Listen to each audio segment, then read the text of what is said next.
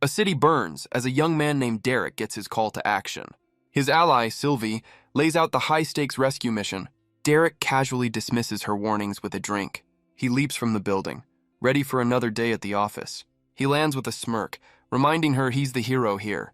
Power surges through him as he prepares for a simple in-and-out job. Sylvie, however, is not impressed by his charming arrogance. With a surge of purple energy, she tears open a gateway. Derek armors up, lightning crackling as he readies for the fight. He steps into the void, confident he'll be back in time for dinner. But on the other side, only fire, ash, and failure await him. The mission was a catastrophic trap, a battle against impossible odds. Derek stares in horror, wondering how it all went so wrong. Surrounded by monsters, he desperately protects a fallen comrade. Years later, the memory of that day still echoes in the darkness. An older, scarred Derek reflects on what was meant to be a simple mission. He laments his old habit of trying to play the hero. In the memory, his team is overrun, screaming for him to escape. They were forced to choose between saving themselves or their friends. He truly believed he was strong enough to save them all. Young Derek carves a path, determined to rescue one last person. His older self can only look back on that foolish hope with regret. He reaches a wounded soldier, promising a way out of the inferno. Supporting his friend, he pushes toward the shrinking portal. But the promise of safety was a lie he told them both. In a flash of violence, his comrade is torn away from him. Derek can only watch, his world shattering in an instant. He turns to see his only escape route about to vanish forever. The narrator seethes with regret, questioning his own actions. With no other choice, Derek makes a final desperate sprint for the light. He screams in defiance, refusing to accept his fate. His hand pushes through, grasping for a world now lost. But the gateway slams shut, severing his only connection. In that instant, his entire world shatters. He stares at what's left, unable to process the loss. Trapped in the void, with nothing but the echo of his failure, the memory jolts the older Derek awake, gasping for air. He collapses, lost in a sea of self-blame and regret. Was it his weakness, or was he betrayed from the start? He dismisses the thought, clinging to his weapon for comfort. He tells himself his allies are still searching for him. He waits for a rescue that will never, ever arrive. Even the marks he carves into this prison fade away. Turns out endless solitude is great for a training montage. He hones his skills, his weapon an extension of his will. Meditating, practicing, training, anything to keep from breaking. All driven by the faint hope of one day seeing the sun again. But then, after an eternity, something finally changes. A strange alert pierces the silence of his exile. A system error flashes before his eyes. The host is moving out of range, it warns him. He panics, realizing his powers are tied to this system. The connection is failing. His only lifeline is being cut. And just like that, the system connection is lost. He begs, pleading not to lose the one thing he has left. He rages against his prison, but the void is unbreakable. His own vitality now turns against him in constant agony. The cracks in his sanity grow wider with each passing moment, but the prison around him remains perfectly whole. Finally, after ages of struggle, he simply gives up. He let himself slip quietly into the darkness, but after an eternity, the void finally called back. He looks up, startled from his long despair, and for the first time in ages, he answered. A sound echoes through the nothingness, a crack. He wonders if his mind has finally broken, but the reflection in his eye tells him it's real. A fissure in his prison, and it's not closing. A surge of power reignites his will to escape. He doesn't care where the path leads. He strikes the crack with all his might. Anything is better than remaining in this hell. But something is waiting for him on the other side. A powerful blast throws him back violently. His one chance for freedom met with pure force. Well, that definitely didn't feel like a hallucination. A monstrous creature roars from beyond the breach. He notes its greeting is a little aggressive. The beast's eyes glow with malevolent intent, so Derek decides to teach it some manners. Besides, he's curious to test his systemless strength. He launches himself at the beast, ready for battle. The two forces collide in a storm of energy. He weaves through its attacks, barely staying ahead. But the creature's power is overwhelming. He's thrown back, the impact rattling his armor.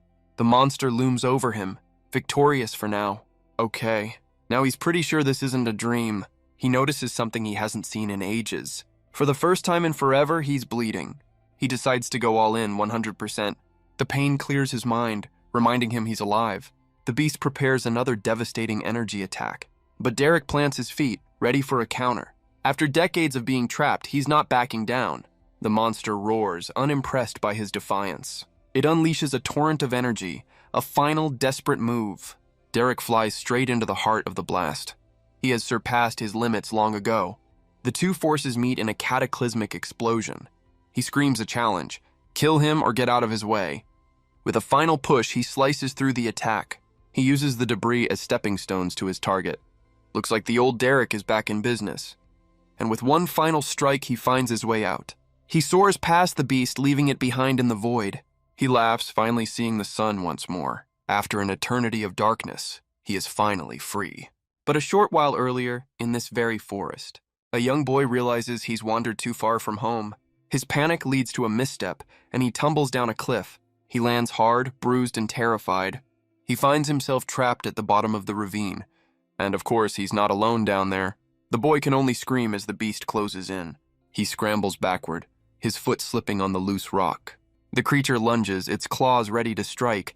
He falls into the water, crying out for help. He surfaces, gasping, somehow still alive. Then he looks up and sees a strange light in the sky. A column of light and energy crashes into the water below, and from the spray emerges Derek, landing before the terrified child. The boy can't believe his luck has gotten this much worse. He just escaped a wolf only to run into an armored demon. But a strange alert appears before Derek's eyes. An invading system has been detected, and he has no idea what it means. Suddenly, a massive purple vortex tears open the sky above. Derek is caught in its pull, dragged upward against his will. The boy can only watch in stunned silence. A powerful beam of energy erupts from the portal. His grand escape ends with him knocked unconscious on the ground. Nearby, the wounded beast shakes itself off, ready for round two. Its glowing eyes lock onto the helpless figure. The creature slowly approaches its unmoving prey. Derek's mind drifts back to the endless void. He remembers being trapped, stripped of everything he was. His very being was stretched thin, broken into fragments. He questions if his old life was even real. Was his system, his home, all just a dream? Or was this shattered existence all he had ever known? He's jolted back to reality by the beast dragging him away. He groans, asking for 5 more minutes to sleep it off. The creature pauses, confused by its victim's lack of fear. Derek just laughs, complaining that its grip tickles. The beast roars, its patience finally worn thin. But in that instant, something in Derek's eyes snaps. With a surge of strength, he grabs the monster by its jaw. He effortlessly tosses it aside, stunning the watching boy. Derek looks around, dazed and utterly lost. Then he smiles, calling the terrifying beast a puppy. He takes in his new surroundings, a forest of wither and rot, a place where life gives way to decay. Yet, to his broken mind, it's all strangely beautiful. He casually tells his monstrous companion to quiet down. It sinks in that this strange new world is very real. He's even more shocked to find his system interface is back. But it's been completely wiped, resetting him to level 0. With his stats intact, he hopes his skills are still there. He tries to summon a familiar wave of energy, but the attack fizzles out into nothing. Apparently, spamming the skill button doesn't help either. Instead, each attempt sends a jolt of pain through his head. He recalls the error message, invading system detected. He wonders if his old system somehow merged with a new one. Lost in thought, he tries to piece together how he even got here, but the snap of a twig breaks his concentration. He and his new friend turn toward the sound. It's the boy from before, now begging for his life. Derek is utterly confused by the kid's terror. The boy tearfully asks if he's not a man-eating demon. Derek strikes a pose, asking what part of him screams demon. His monstrous companion, however, seems eager to prove the boy right. Derek quickly scolds the beast for its poor manners. He introduces himself, and the boy hesitantly gives his name, Thomas. Derek asks about the boy's level, still calling him Tommy. He learns that in this world, the system only unlocks at age 13. To activate it, one must first kill a creature. A sudden cold realization dawns on both Derek and the beast. With a grim smile, he turns to his only companion, and in one swift, brutal motion, he secures his first kill. The beast lies still, its lifeblood staining the forest floor. He explains it was a necessary evil to protect the boy, and with that, the system notifications come flooding in. He laughs, a familiar rush of power returning to him. But then, a different set of alerts catches his eye. A conflict between two systems plays out before him. He realizes the new system tried to overwrite his old one, but his original system held on, leaving him with 2. Just then, a loud grumble breaks the tense silence. Thomas looks away, clearly embarrassed by his hunger. Derek asks the obvious, and the boy eagerly agrees. A roaring fire is quickly started for their meal. Turns out his first kill is also his first dinner. He offers the boy a drink to wash it all down. The kid chugs it like he's been lost for a week. He stops, realizing his manners have completely slipped. Derek ponders how to access his dormant original system. He decides to try buying a similar skill in the new one. The system detects a conflict and begins merging the skills. The process is anything but pleasant, sending him into convulsions. He brushes it off, though the pain was clearly immense. The result is a massive, instant upgrade to his skill. He realizes his old skills might not be gone after all. They're just dormant, suppressed by the new system. He now has a path to becoming stronger than ever before. With a new plan in mind, it's time for a makeover. Nothing says trust like letting a kid give you a haircut on the move. He reminds Thomas of their deal, information for safe passage. The boy reluctantly agrees to uphold his end of the bargain. He begins to explain the rules of this strange new world. Thomas explains that people are taught to be grateful for the system, but he reveals the truth. It's a world ruled by a corrupt king. The nobles use their power to oppress the common folk. They even cheat the system to widen the gap between rich and poor. His anger builds as he recalls the injustice. It was the nobles who were responsible for the loss of his parents. A slip of the hand makes him panic, begging Derek not to harm him. Derek calmly jokes that he'll wait to see the final haircut first. He inspects the result and declares that Thomas gets to live. Phew. The next morning, the sun rises on their journey. Derek gently wakes the boy, telling him it's time to go. They finally arrive at the outskirts of a small, desolate village. Derek asks which path leads to his home. Thomas points the way, saying he's from Raina's village. But as he speaks, his eyes fix on something in the distance. Derek immediately senses the shift in the boy's demeanor. Thomas leaps from his shoulders, sprinting toward a house in terror. Derek follows, but stops short at the grim sight before him. The boy bursts through a broken door, screaming for someone named Jones. Inside, he finds the man he was looking for has already met his end. The villager lies motionless on the floor. Thomas stares in shock, his hope completely shattered. Derek places a comforting hand on the boy's shoulder. He learns the man wasn't family, just a kind old man from the village. Thomas can't understand how this happened, as the man was nearly level 30. Derek, completely unimpressed, asks if that's supposed to be strong. The boy insists that at that level, nothing in the forest could touch him. But Derek leans against the door frame, a skeptical look on his face. He then reveals that the wolf he killed earlier was level 53. Thomas is stunned into silence, refusing to believe what he's hearing. He wonders if this is all that's left of the boy's home. Elsewhere, in the depths of the forest, a strange energy stirs.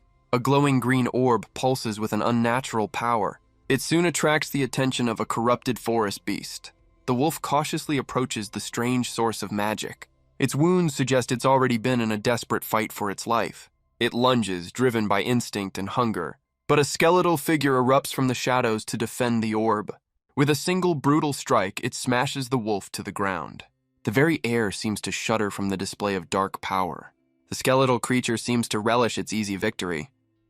How lovely. It stands revealed as a powerful lich, a master of this blighted land. But not long ago, this was a land of sunlight and peace. We see a young girl named Brandy struggling with a heavy basket. Her mother, Mallory, gently teases her about the load. Brandy proudly insists she's strong enough now that she's unlocked the system. Her mother smiles, patting the head of her clearly struggling daughter. As they walk, Mallory suggests asking her father for leather from his hunt. Brandy's eyes light up at the chance to level her leatherworking skill. Her mother adds that he might even let her help skin the animal. The girl's excitement immediately turns to absolute horror.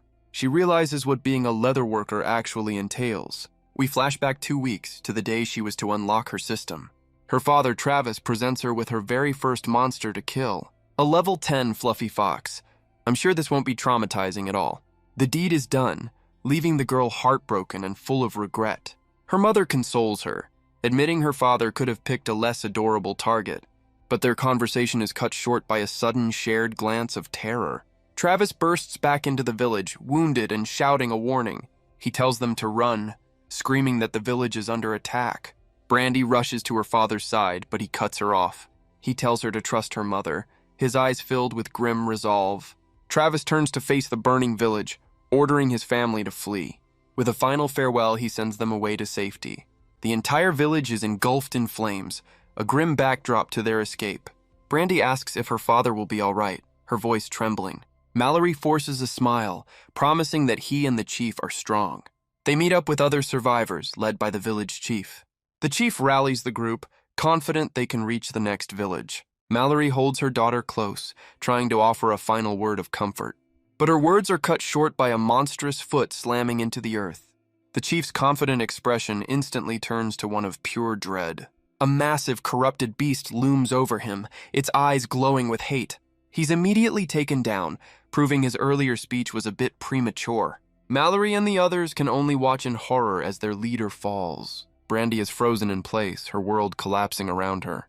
The victorious monster snarls, its gaze now fixed on the survivors. It prepares to lunge as Brandy cries out for her mother. Mallory shoves her daughter forward, telling her to run. With a final, desperate scream, she orders Brandy to escape. But the young girl is paralyzed by fear, unable to move a muscle. Mallory meets the beast's charge head-on, holding it back with her spear. But she's quickly overwhelmed as more creatures join the fray.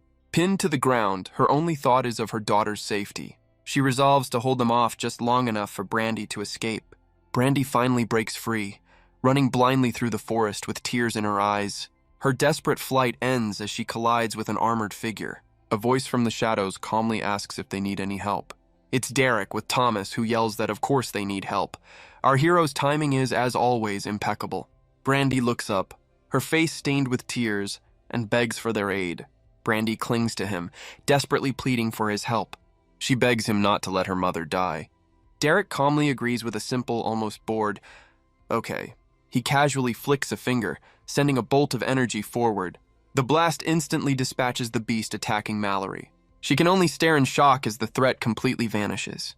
He turns to the others, offering them the remaining kills for experience. Mallory screams back that they don't care about experience. With a smirk, Derek decides this is going to be fun after all. The remaining corrupted wolves lunge at him as one, but his eyes are cold, focused, and ready for the fight. He crushes one beast's paw beneath his armored boot. He effortlessly leaps over another's snapping jaws. A single energy blast takes out a third from a distance. His gauntlet glows, forming claws of pure energy. He becomes a whirlwind of motion, tearing through the pack. He moves with a speed and grace they've never seen. A final brutal strike ends the last of the creatures. He lands, surrounded by crackling blue light, the battle over. He stands over the fallen beasts, complaining it wasn't fun at all. He's unimpressed, noting how pathetically weak the wolves were. Brandy rushes to her mother, and they embrace in relief. Mallory comforts her, promising her father is strong. But she knows her husband is nothing compared to this stranger. She thanks Derek, but demands to know who he is. He just says he's taking Thomas home and they can tag along. Thomas tries to remind him about their destroyed village. But Derek coldly states he only promised to escort the boy. He adds that their village is likely already gone anyway. What a great motivational speaker. A villager asks what's wrong with the forest, mentioning the Grace Falls. Derek dismisses the question with a simple, uninterested no. Thomas desperately pulls on his arm, pleading for them to go back. But Derek corrects him, stating it won't be we doing the fighting. He makes it clear that if anyone is going to help, it will be him alone. He reminds the boy of their contract, which didn't include saving strangers. He asks Thomas if he knows the secret to his survival. A dark memory flashes by as he explains he only ever relies on himself. He's learned the hard way not to go out of his way to be a hero. Every tragedy in his life came from sticking his nose where it didn't belong. Thomas can only grit his teeth in frustration. He yells back that with Derek's power, he has a duty to help. Derek just scoffs at the boy's naive sense of justice. Thomas resorts to futilely punching his armor, getting absolutely nowhere. He finally breaks down, screaming that Derek is just being a selfish jerk. As the villagers watch, Derek calmly agrees with the assessment. He explains that in a world where heroes die, it pays to be selfish. He effortlessly catches the boy's fist, ending the tantrum. He tells Thomas to get strong first, then he can play the hero. The boy glares back, his spirit not yet broken. Derek's expression softens as he ruffles the kid's hair. He then surprises everyone by lifting Thomas onto his shoulders. The boy is stunned, asking what on earth he's doing. With a new resolve, Derek declares they're going to save the village. Thomas is left speechless by the sudden change of heart. He stands amidst the embers, his world turned upside down once again.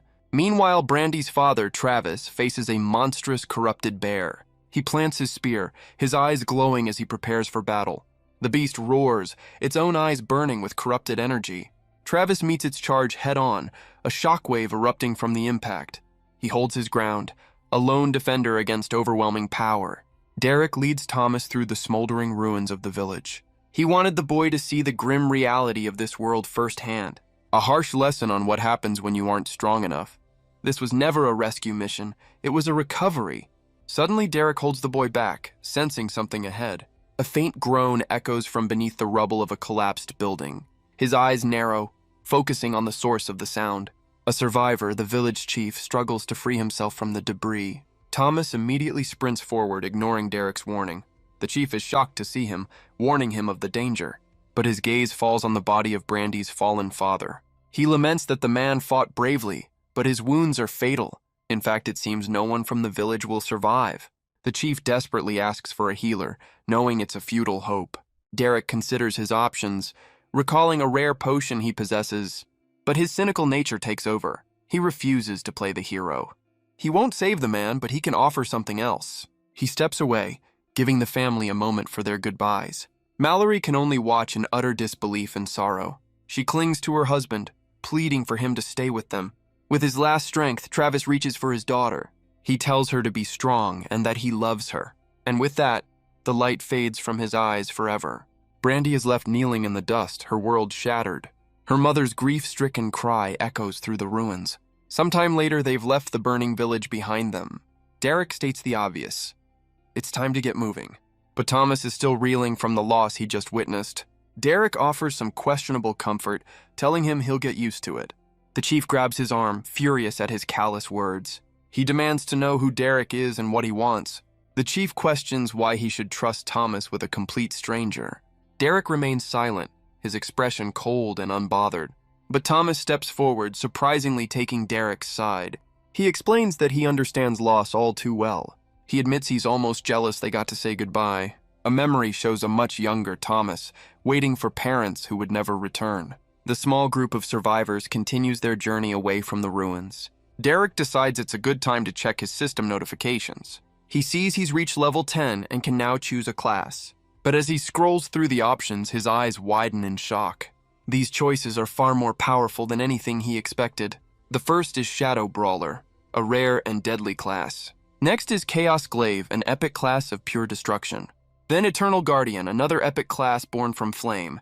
Talk about analysis paralysis. He struggles to decide, peeking at the list of incredible powers. But then he stops, his breath catching in his throat.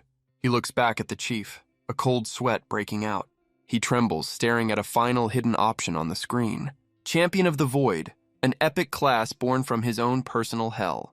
The description says he can never be trapped there again, for he is now a part of it. He recalls the endless expanse, the unrelenting hunger of his prison. It was not an ally or a teacher, but a brutal, unforgiving master. The memory of his own mind shattering echoes within him. The void had beaten him, broken him, and consumed him entirely. But in return for his suffering, it offered him absolute control. He wasn't just its prisoner, he was its chosen champion. With a surge of purple energy, he accepts his new fate. The power explodes from him as the chief, Leon, pulls Thomas back.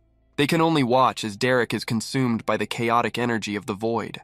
He answers the void's call, embracing his new power. A pillar of purple energy erupts, tearing through the sky. Leon shields Thomas, praying for salvation from the chaos. The energy subsides, revealing a changed Derek, now its master. He marvels at the incredible power now flowing through him. The beam of light serves as a beacon of his transformation.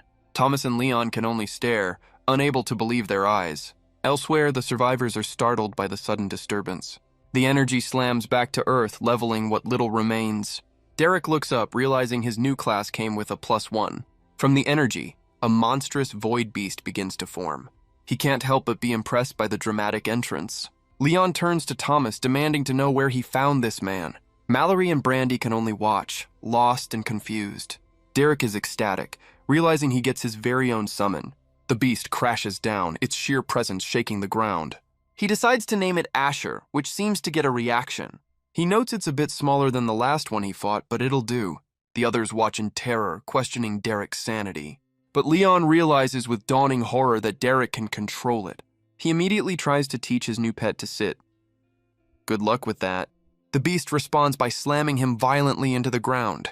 The impact sends a shockwave across the ruined landscape. Thomas screams his name as Leon holds him back from the fray. But an armored hand rises from the dust, stopping the attack cold. Derek emerges, fully armored, and informs his pet their time together is over. Asher roars back, ready to challenge its new master. Bleeding but determined, Derek orders the others to flee. He summons a blade of pure energy as they run for safety.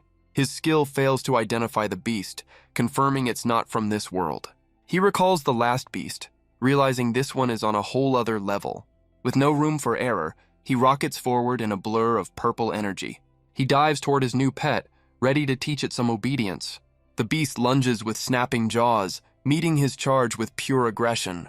Derek counters with a blast of energy, holding the monster at bay, but he's stunned when it blocks the attack with nothing but its palm. The creature's sheer power forces him onto the back foot. Asher unleashes a devastating beam of concentrated void energy. The blast sends him flying, the force of it catching him completely off guard. He can't comprehend how something so massive can move so fast. Before he can recover, the beast is already preparing another attack. The beam carves a massive trench in the earth where he stood moments before. The impact rattles him to his core, the taste of blood now familiar. He collapses to the ground, completely outmatched by his own summon. He briefly considers playing dead, hoping it'll just get bored and leave. Yeah, that's not happening.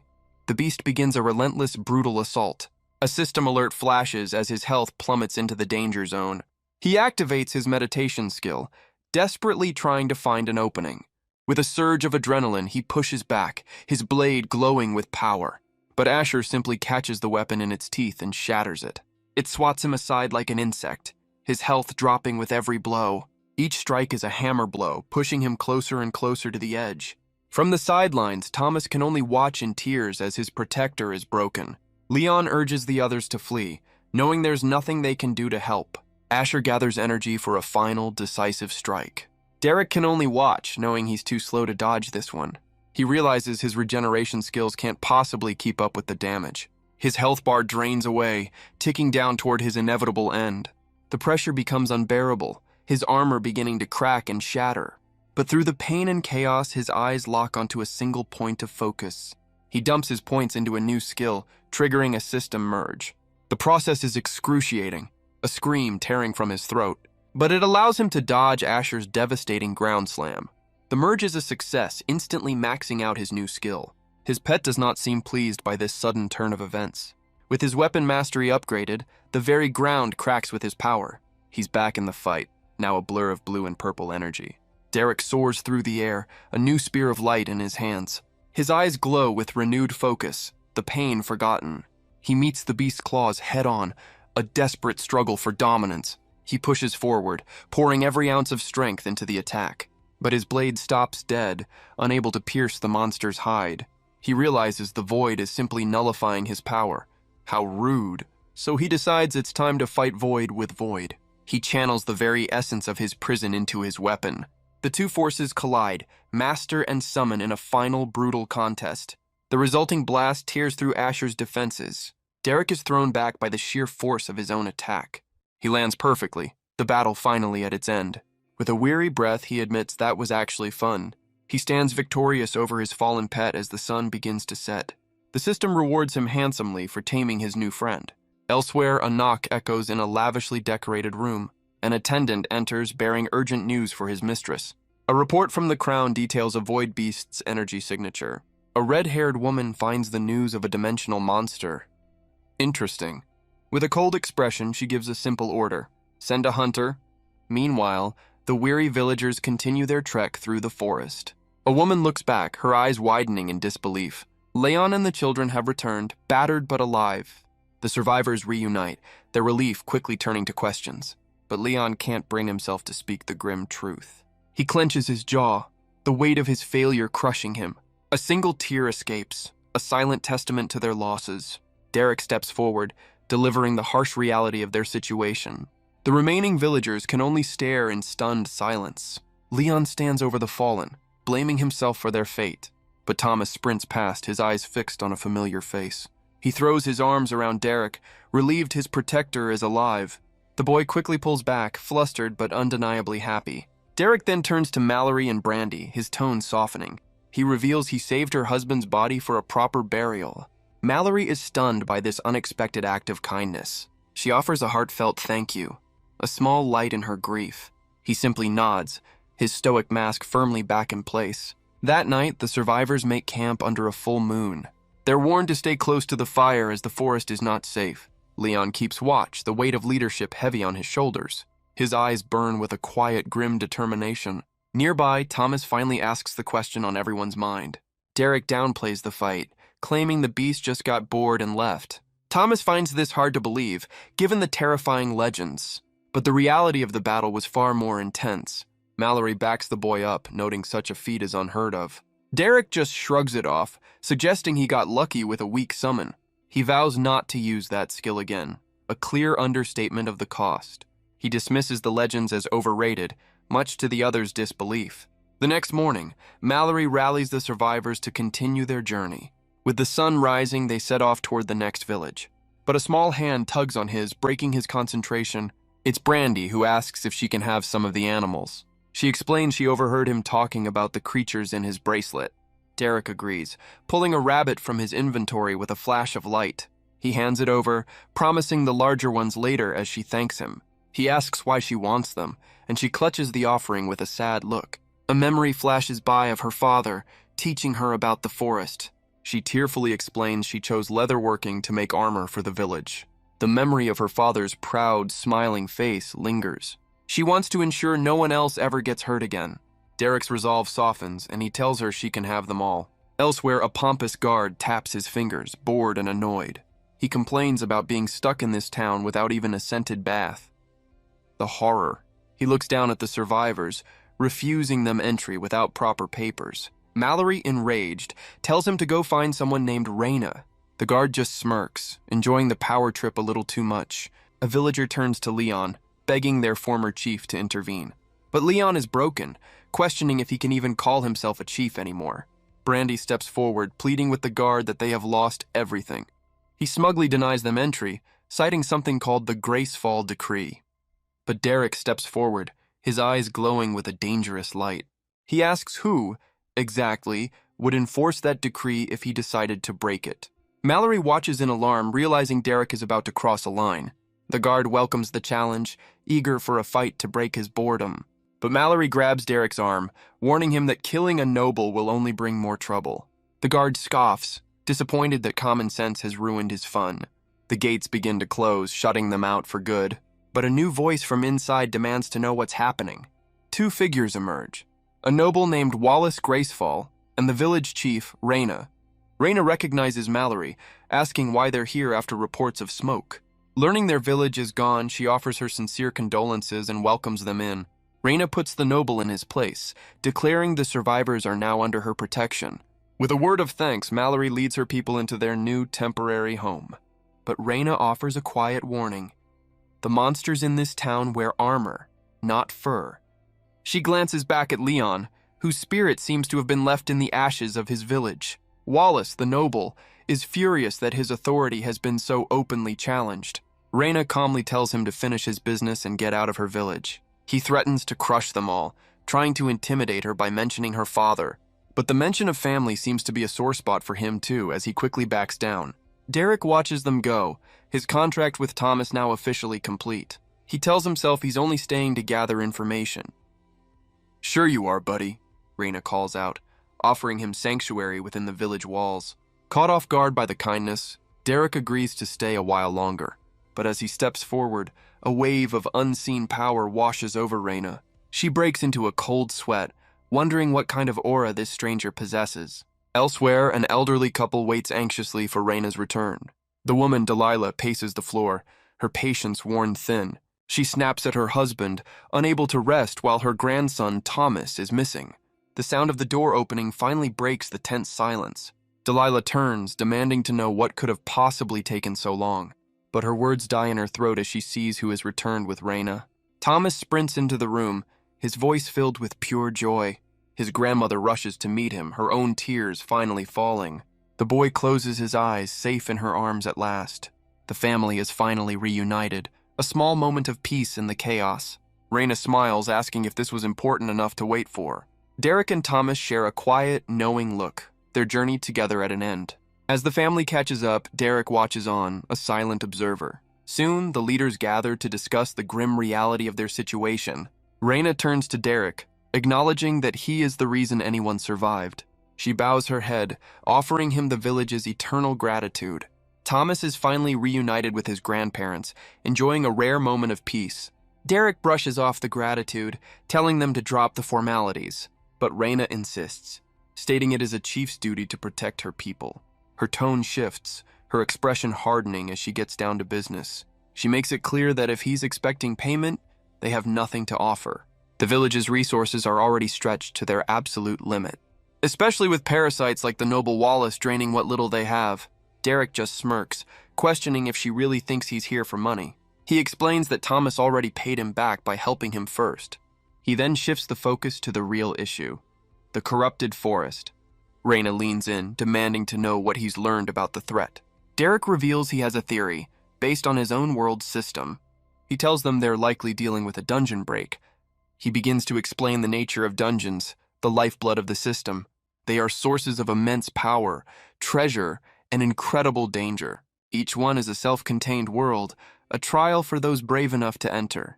But when a dungeon is left unchecked or the system itself falters, it can rupture, unleashing chaos and monsters upon the world. Its corrupting energy seeps into the land, twisting everything it touches. This is the source of the blight that destroyed their home. Raina is skeptical, but Derek points out that new dungeons can appear. The old man Richard agrees, noting a remote dungeon could go undiscovered. The realization dawns on him. It's the only theory that fits the facts. Raina turns to him for confirmation, and he admits it's their only lead. She then asks Derek where he's from, hoping for more clues. He dodges the question, stating that now they know the problem, they must solve it. He tries to leave, suggesting the nobles outside can handle the mess. Classic Derek. But Raina calls out, stopping him in his tracks. She admits they have nothing to offer him in return for his strength. But with a look of desperation, she asks for his help one more time. Derek lets out a long, weary sigh. He turns to leave, flatly refusing her plea. Thomas can only look on, his hope fading. But Derek calls out to the boy, telling him to follow. He says he needs to find Brandy to give her the rest of the pelts. And with that, the two of them are gone. Richard admits that Derek has a point about his priorities, but Raina wishes he wasn't so brutally honest about it.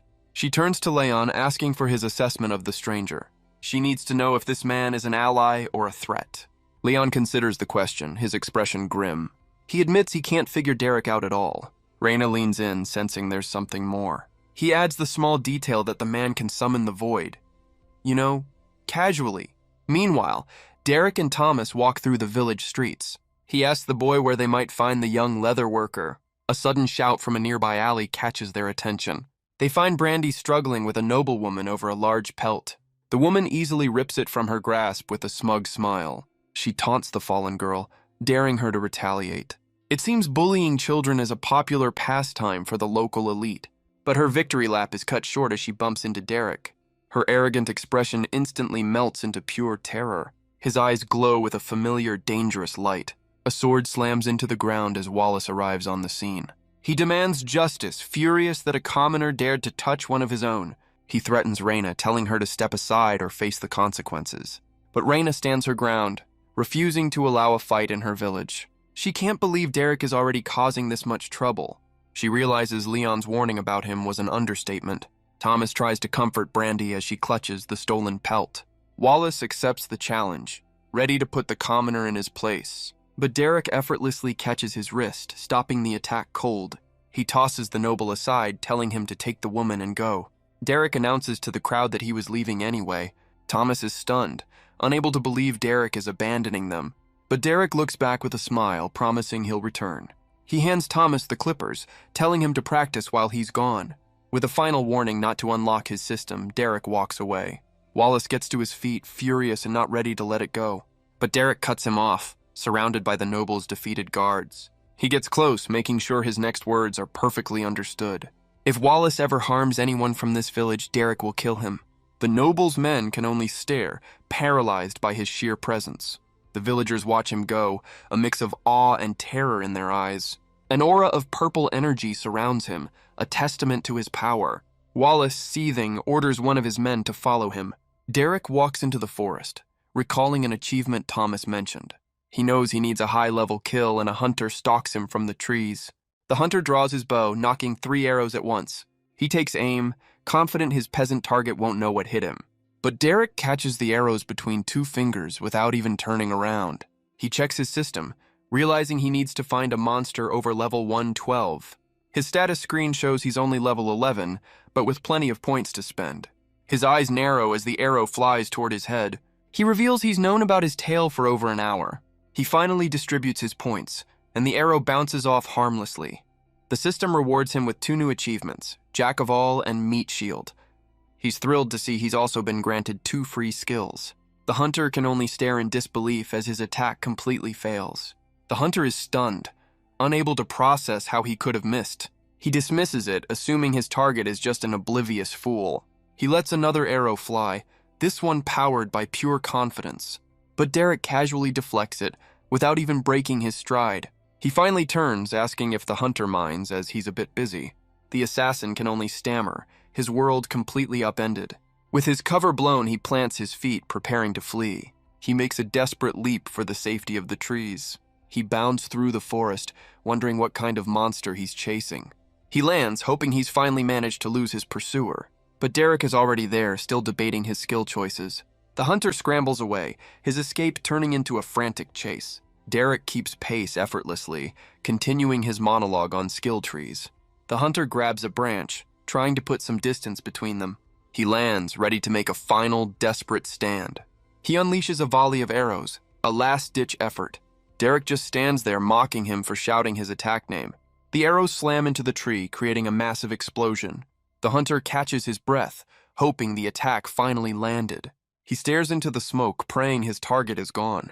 But Derek is perched on a branch above, looking utterly bored. He explains he chose magic resistance, then delivers a swift counterattack. The hunter, now named Geoffrey, stumbles back toward the village gate. A guard calls out, shocked by his battered and broken state. Wallace grabs him, demanding to know if he succeeded.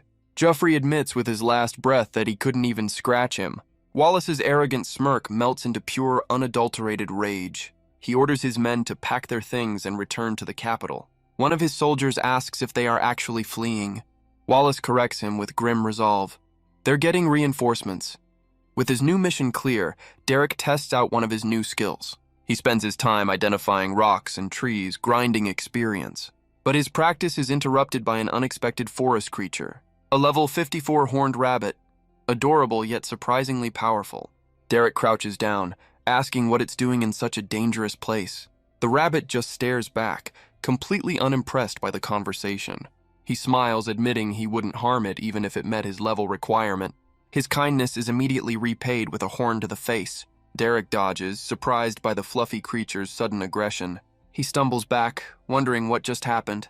The rabbit misses, its horn now stuck firmly in a tree. It unleashes a beam of energy, clearly not a fan of being ignored. The creature lands, ready for another round of unprovoked violence. Its expression is one of pure, concentrated rage. This is personal now. Derek just smirks, finally accepting the challenge. The rabbit digs its feet in, preparing for a full-on assault. With a crack of his knuckles, Derek decides it's time to play. Another energy blast erupts from the tiny creature's horn. Derek weaves through the attacks with practiced ease. He easily catches the furious rabbit in mid-air. He holds the squirming creature, calling it a little daredevil. The rabbit responds by sinking its teeth into his hand. A system alert shows he's taken a whole 26 damage. He laughs it off, barely noticing the scratch. But then, a cold realization washes over him. An attack like that would have been fatal for someone like Thomas. He looks down at the tiny, furious monster in his hands. He gently places the rabbit back on the ground. With a wave, he leaves it be, deciding it's not worth the effort. The rabbit watches him go, its anger simmering into a silent vow of vengeance. Derek continues his journey, pondering which new skill to learn. He considers his options, a confident smile on his face.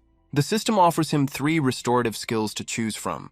Life Leech would heal him in battle, a tempting choice for a lone fighter. But Rejuvenation offers a targeted heal, a more versatile option. He weighs the selfish choice against a more supportive one, and in a moment of uncharacteristic selflessness, he makes his decision. He chose the skill not for himself, but for the people he abandoned. The realization hits him hard, questioning his own selfish motives. After an eternity of solitude, he finally found people, only to run away. He grits his teeth, frustrated with his own ingrained cynicism. He tells himself it's for the best, that his presence is a danger. But his eyes betray a conflict he can no longer ignore. His self-reflection is rudely interrupted by a sudden painful impact. He stumbles back, wondering what in the world just attacked him. It's the horned rabbit from before, and it looks absolutely furious. The tiny creature unleashes another blast, clearly holding a grudge. But their little spat attracts some unwanted attention from the shadows. The rabbit, however, seems completely unfazed by the new threat. In a flash of violence, the wolf is taken down with shocking brutality. The blood-soaked rabbit hops over, shattering all of Derek's wildlife knowledge. He concludes this tiny monster is both a psychopath and an idiot. It sits there, a perfect blend of adorable and utterly terrifying. With a shrug, Derek decides to let his new homicidal companion tag along, and so an unlikely duo begins their journey through the corrupted forest. They make camp for the night, a brief moment of peace. But peace is overrated when you have a rabbit that doubles as a projectile. He rewards his new pet with a scratch, which it seems to tolerate with disdain. As night falls, the two rest by the fire, a strange but effective team. But the rabbit's bloodlust is apparently insatiable as it leaps back into action. The next morning, Derek stretches, ready to continue his journey. He calls out to his tiny homicidal companion to get a move on. But the rabbit just sits there, its journey apparently at an end. Derek turns, confused by its sudden refusal to follow. He looks back to see the creature hasn't moved an inch. He realizes this is as far as his furry little guide is willing to go. The rabbit stomps its foot, its expression one of pure, stubborn defiance. With a wave, Derek wishes it well, admitting it's probably the toughest thing in the forest anyway.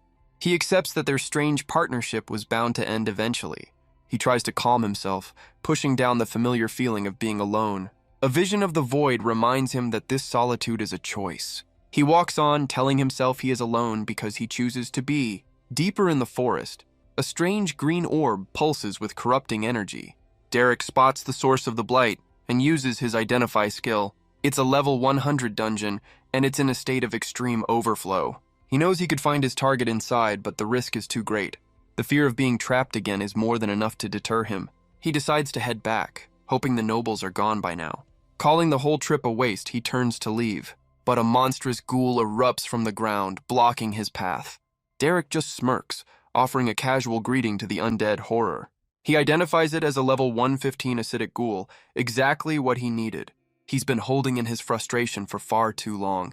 The beast roars, its own aggression matching his, and now he finally has something to take it all out on. The ghoul lunges forward, a blur of green and black energy. Derek meets its charge, his spear glowing with power. With a single powerful strike, he severs the creature's arm. He taunts the beast, unimpressed by its opening move. But his words are cut short as the arm regenerates in an instant. The ghoul's acidic spray melts through his clothes and cloak. It follows up with a massive, sweeping strike of its own. Derek barely manages to shield himself with what's left of his gear. He dodges and weaves, now forced onto the back foot.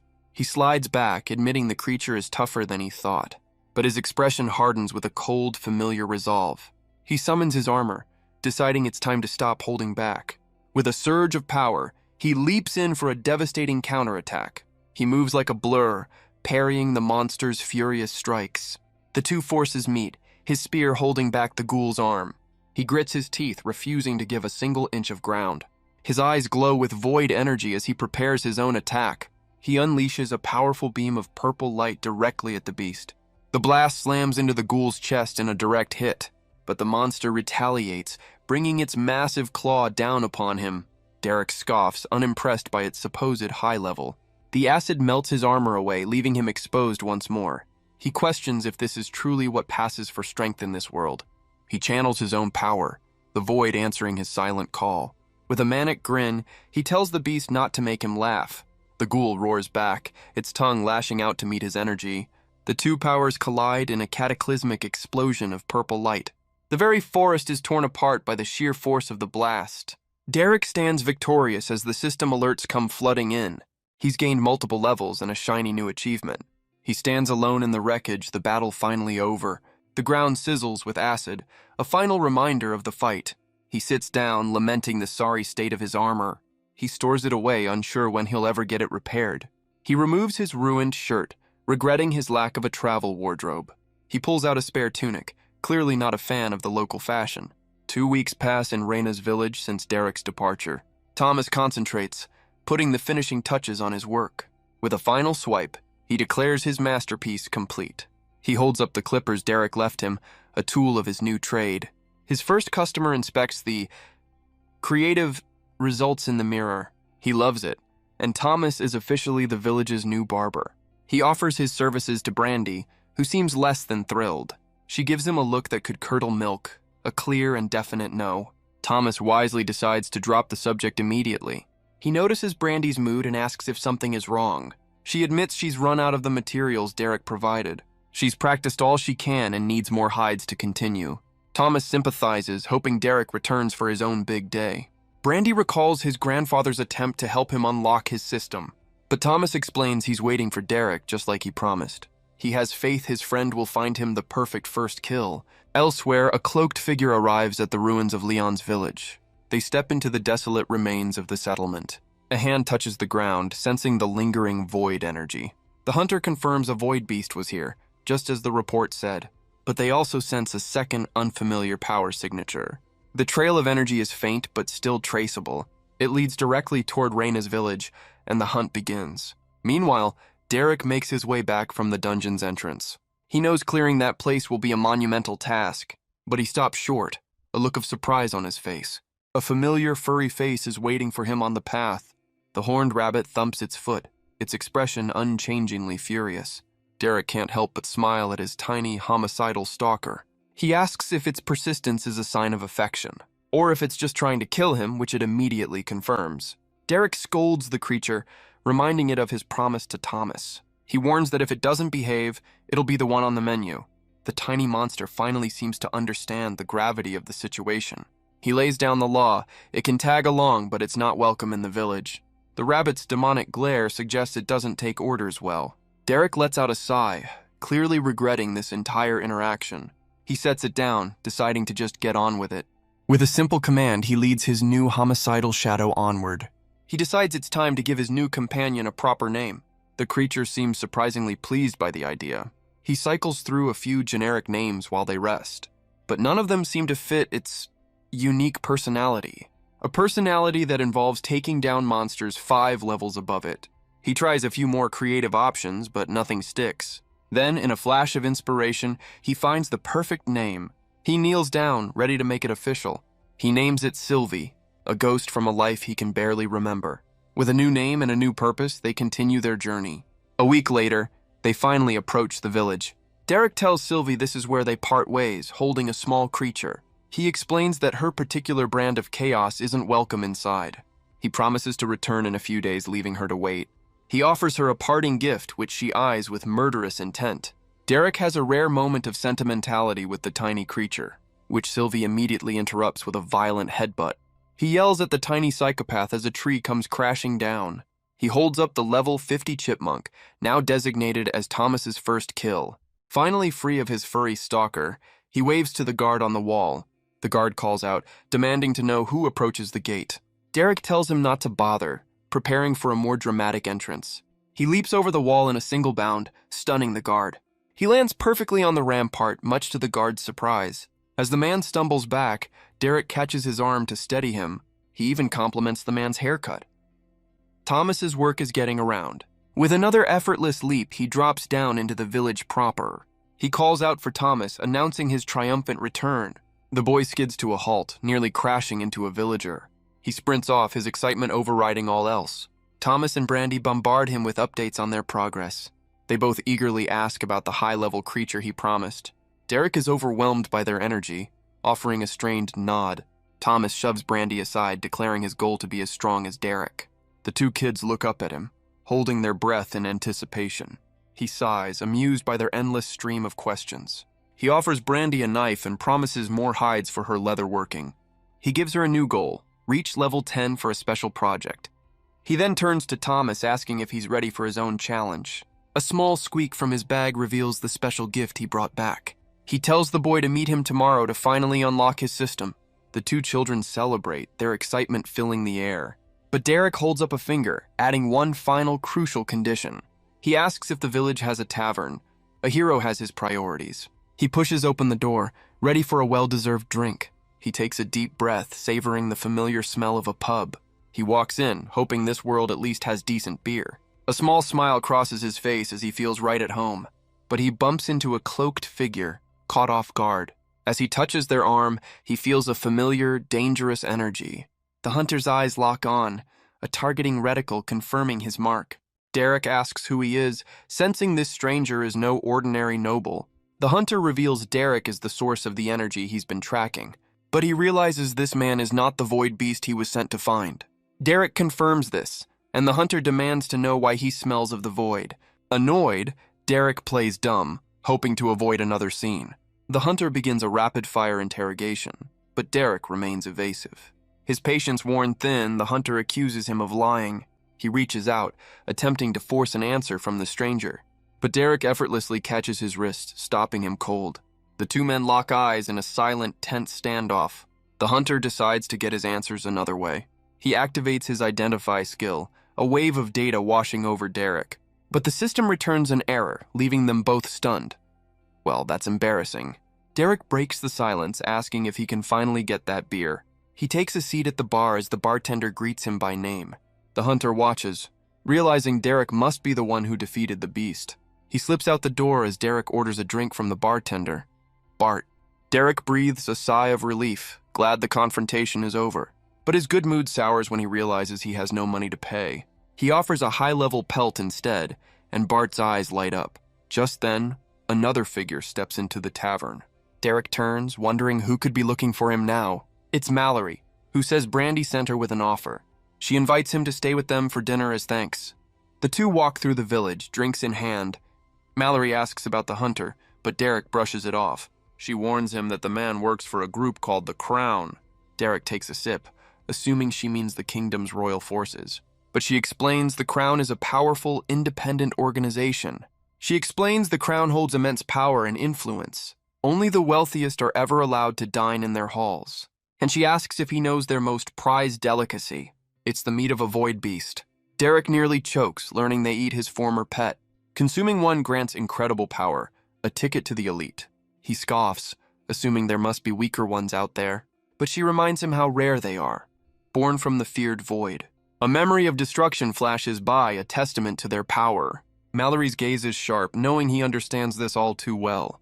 Derek can't hide his unease, his secret now dangerously close. He plays it off, and they continue their walk back home.